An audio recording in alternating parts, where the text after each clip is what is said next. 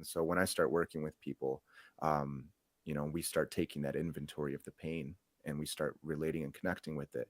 Usually people see very quickly that they got to do the work themselves. Mm, mm.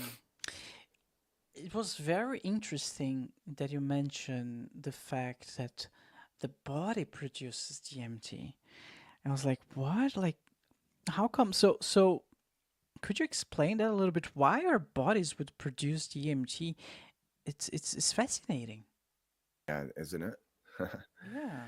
Yeah, it's a great mystery.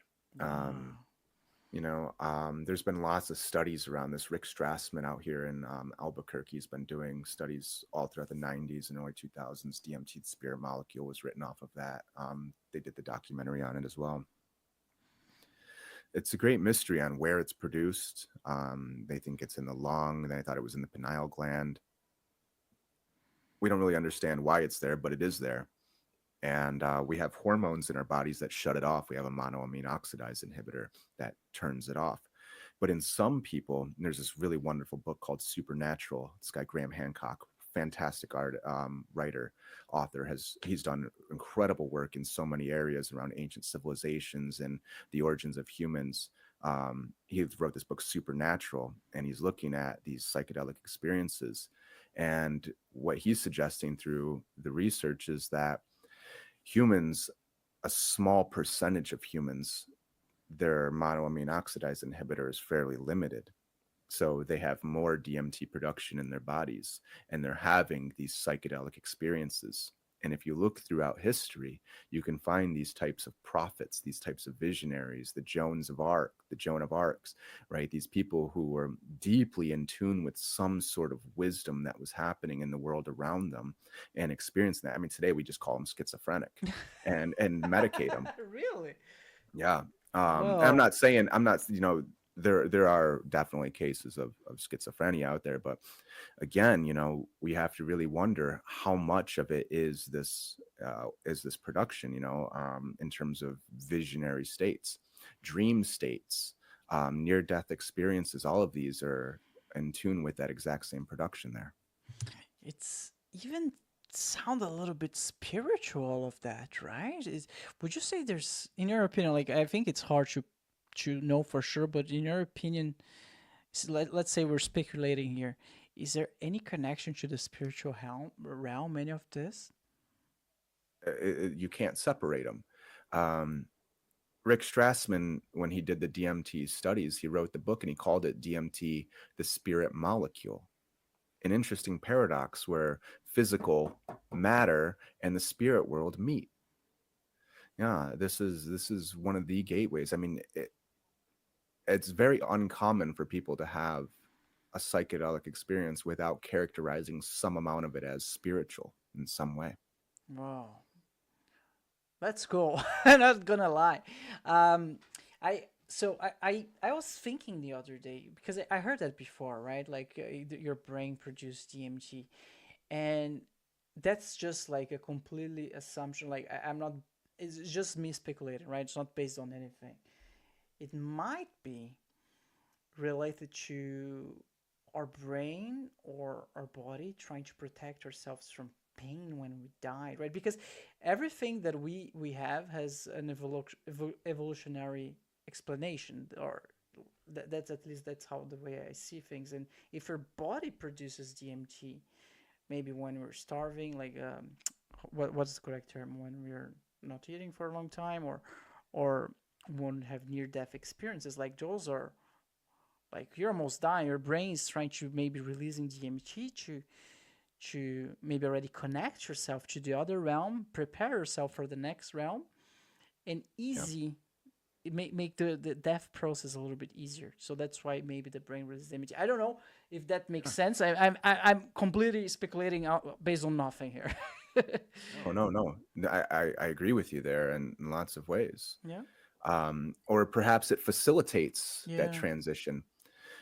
Graham Hancock, who I was just talking about, he has this really interesting philosophy in terms of consciousness. So, this idea is that in mainstream academia, the mainstream thought is that the brain generates consciousness. Our awareness comes from it's being generated by the brain. And the justification behind that is, well, if the brain gets damaged, then your consciousness gets damaged. So it's like a television set. You damage the television, the picture gets damaged. But that doesn't change the signal that's coming to the television that the picture is displaying. So another way of looking at consciousness is that the brain doesn't generate it, but it actually receives consciousness. It's a receiver of it. And you can turn the channel, so to speak, on which lens of reality you're going to tune into. And psychedelics are a great way to turn that channel on your perception.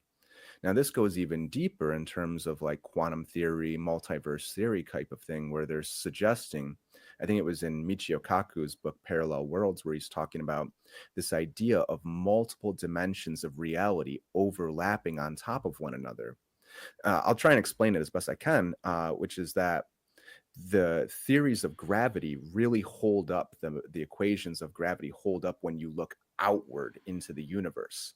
So the further you go out there, all of the equations of gravity hold up almost perfectly. But when you start going down in size, when you start getting into the quantum realms, the Planck scales, these theories of gravity actually fall apart. And so the way that they're explaining this is that that's because there's different dimensions of reality that are overlapping each other right on top of one another. And if that's the case, then wouldn't it make sense that we could turn the channel to which one of those we turn into? And so when this DMT production is happening in our bodies, whether it's through death or through experiences that we have throughout life, wouldn't it make sense that we can tune into some of those other dimensions? And if there's dimensions of reality that are overlapping on top of one another, wouldn't it make sense that there's some sort of intelligence involved in those that we can't perceive in our normal day in life, that our senses are completely blind to otherwise, unless we turn that channel? Because when people have these psychedelic experiences, very frequently they have these supernatural style interactions with some sort of intelligence that is unexplained by our dimensions and our laws of reality here. So wouldn't it make sense that you can tune into those and interact with intelligences that are over there? Whoa, that's so fascinating.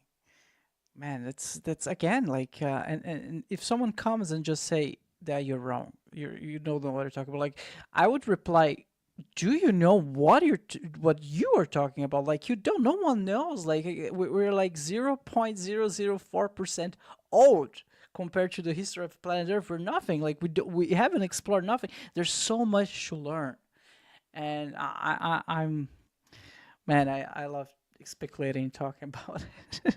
I feel like there's gonna be so many discoveries in our lifetime still. Like, Yeah. yeah, Yeah. I yeah, mean, Nikola Tesla said famously that when humans stop investigating the material and they start investigating the immaterial, the energetic aspects, the spiritual aspects, so on, that we'll make more discoveries in 10 years than we've made over the last 1,000 years.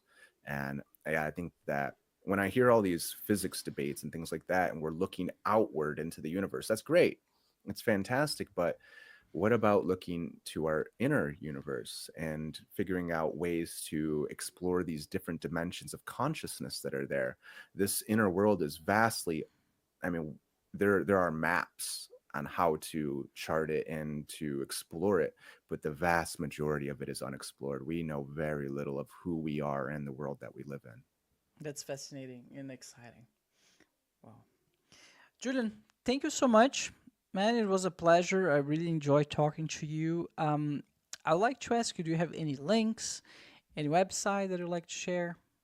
hmm Yeah, my website is psychedelic-integration.net.